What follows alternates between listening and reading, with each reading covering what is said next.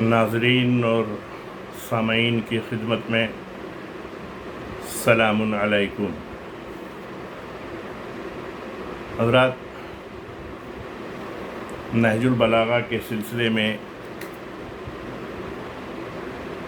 غیر مسلم دانشوروں نے اپنے جن خیالات کا اظہار کیا ہے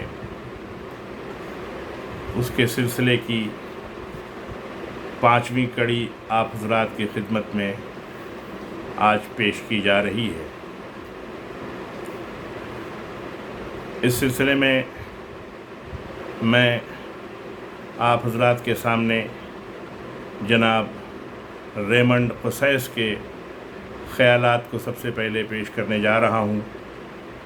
جناب ریمنڈ قسیس ایک عصری لبنانی شاعر ہیں۔ قسیس نے مسلم ائمہ پر نظمیں لکھنے کے پس منظر میں جوش و خروش کو برقرار رکھا ہے۔ ان تصانیف میں سے ایک کتاب انہوں نے حضرت علی علیہ السلام اور نہج البلاغہ کا جائزہ لیتے ہوئے لکھا ہے، جس میں حضرت علی علیہ السلام کی تقاریر، نصیحتوں اور خطوط کا مجموعہ ہے، اور یہ ایک شیعہ حوالوں کی کتاب ہے۔ ان کی تصانیف میں the story of the gods, ایک شاعر کے مقالے، Imam Ali the wise jurist and knight اور امام حسین کا قافلہ شامل ہیں۔ اپنی طویل نظم امام علی حکیم، فقیہ اور نائٹ میں قسیس نے حضرت علی علیہ السلام کے کارناموں اور شخصیت کے مختلف پہلوؤں کی تعریف کو بیان کیا ہے۔ وہ کہتے ہیں، نہج البلاغہ ایک روشن ترین مینار ہے جو کسی بھی بلند حوصلہ شاعر کو روشنی بخشتا ہے۔ قسیس مزید لکھتے ہیں کہ نہج البلاغہ جدت اور مواد نو سے بھرا ہوا ہے، اور حضرت علی علیہ السلام کا یہ کلام قبل اسلام کے عربی فصاحت کی مشہور شخصیت صحان بن وائل کے کلام سے کہیں بالاتر ہے۔ قسیس حضرت علی علیہ السلام کے مالک اشتر کے نام کے خط سے بہت متاثر ہیں۔ وہ کہتے ہیں، اگرچہ تمام خطوط مجھے مسحور کرتے ہیں، لیکن ایک خط، یہ غیر معمولی خط ہے۔ میرا یقین ہے کہ یہ خط قانون الہی کو اس طرح بیان کرتا ہے جیسے حضرت علی علیہ السلام کی حق گو زبان سے مشک اور عنبر کی خوشبو جاری ہو رہی ہو۔ قسیس کا خیال ہے کہ اگر موجودہ اور مستقبل کے طاقتور اور اثر و رسوخ رکھنے والے افراد اس روشن خط کے رہنما اصولوں پر ایک عملی ایکشن پلان کے طور پر عمل کرتے تو کسی بھی ذی روح کو موجودہ انسانیت کو درپیش تمام آفات کا مشاہدہ نہیں کرنا پڑتا۔ انہی خیالات کا اظہار UNDP united nations development programme عرب فنڈ کی رپورٹ 2002 میں بھی کیا گیا ہے، جس میں کہا گیا ہے کہ یہ خط عرب حکمراں کے لیے ایک بہترین نمونہ عمل ہے اور اس پر ان کو عمل کرنا چاہیے۔ دوسرے اسکالر جو غیر مسلم ہیں، جناب جوزف ہاشم ہیں۔ آپ ایک شاعر، عالم اور لبنان کے سابق وزیر ہیں جو صحافت اور تدریس سے وابستہ تھے۔ ہاشم کی شاعری میں ان کی یہ کتابیں ہیں: a stone on rocks, light from light, the good breeze, the voice of Lebanon in the 2 years war, Al Farabi, Suleiman Al Bustani and the ایلیاڈ۔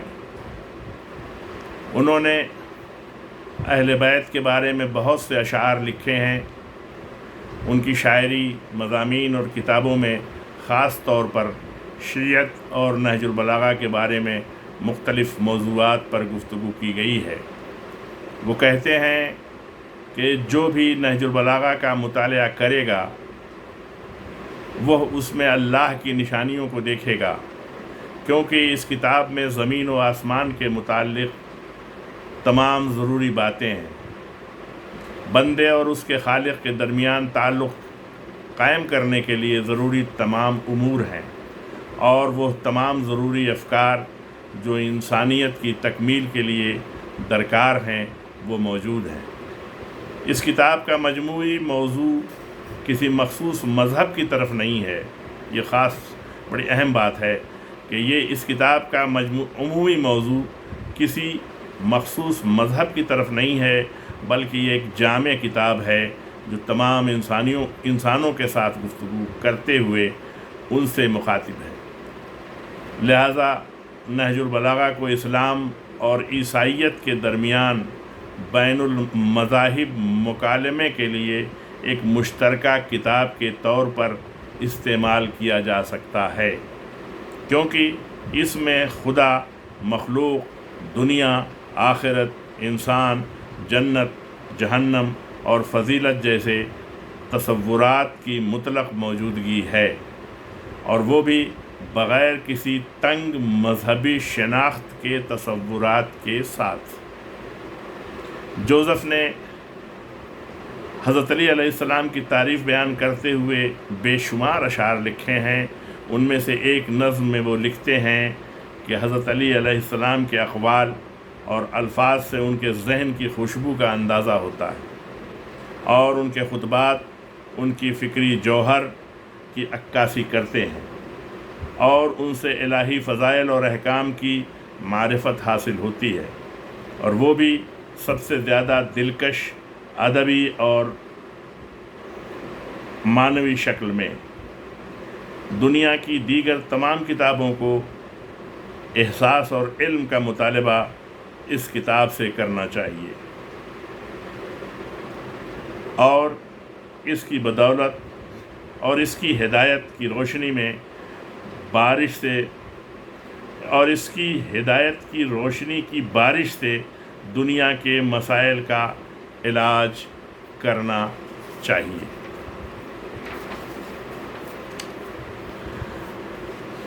ایک اور غیر مسلم دانشور جناب فواد افراد البستانی ہیں۔ آپ ایک پروفیسر، ادبی اسکالر، عربی تہذیب و ادب کے مورخ اور ماہر آثار قدیمہ ہیں۔ البستانی عربی انسائکلوپیڈیا جو 6 جلدوں میں 1956 سے 1966 کے درمیان تیار کی گئی اس کے ایڈیٹر تھے۔ وہ لبنان کے نیشنل یونیورسٹی کے 1971 تک بانی اور پہلے صدر اور ریکٹر تھے۔ البستانی کے کاموں میں 100 سال پہلے لبنان میں تعلیم کی تاریخ شامل ہے، اور جس میں جبران خلیل جبران بھی ان کے ساتھ شامل تھے۔ انہوں نے حضرت علی کے کلام کے اسلوب کا جائزہ لیا ہے، اور الروائی نامی کتاب کی پہلی جلد میں ان کی چند مثالیں نقل کی ہیں۔ وہ نہج البلاغہ کو عربی زبان و بیان کی لاسانی بلندیوں پر مانتے ہیں اور کہتے ہیں، امام علی نے اپنی زندگی کے ہنگامہ خیز واقعات کے دوران خطبہ دیے،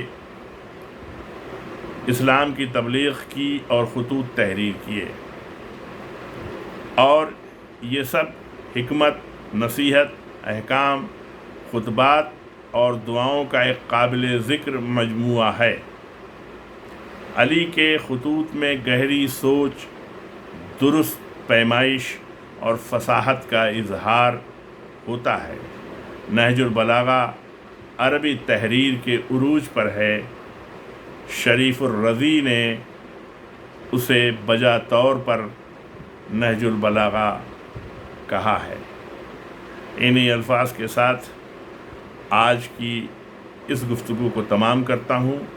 اور آپ حضرات سے درخواست ہے کہ آپ حضرات نے اگر اس چینل کو سبسکرائب نہ کیا ہو تو اسے سبسکرائب ضرور کر دیں اور لائک بھی کریں تاکہ ہماری ہمت افزائی ہو سکے. اور اسی کے ساتھ انشاءاللہ اس گفتگو کا سلسلہ مزید جاری رہے گا. السلام علیکم ورحمۃ اللہ وبرکاتہ.